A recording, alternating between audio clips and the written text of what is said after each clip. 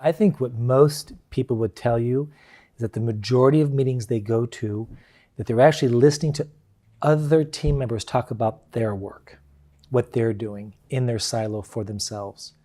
And they're asked to either give some advice or not, but they're not really working on something with those team members that's collective. So if you think about, let's say, 6 types of work that can be done in a meeting.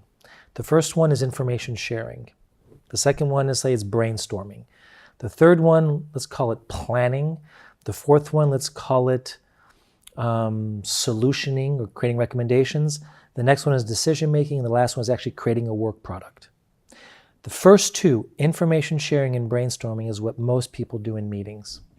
They share information and they come up with ideas, but there really isn't a movement towards taking that and doing something with it, solving a problem, getting to a resolution, making a collective decision, creating a product, or planning.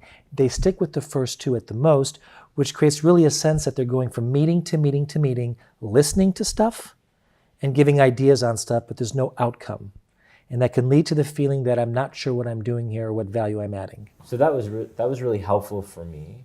Now, we'd like to come back to the relationship piece. So we've talked about task, we talked about real work. We've now got into what that actually looks like. Mm-hmm.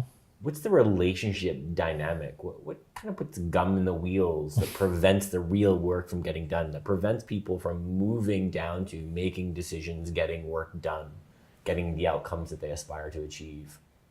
Right. And again, what's the leader's accountability in that? So 3 quick factors. One is that the leader must make sure that the environment in the team, that the culture of the team is, quote, safe.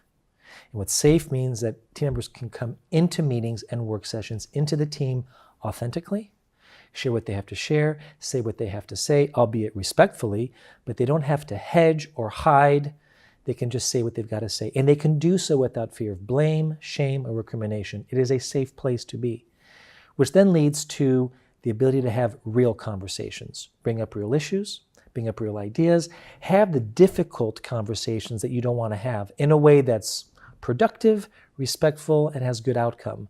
Those real conversations lead to good outcomes.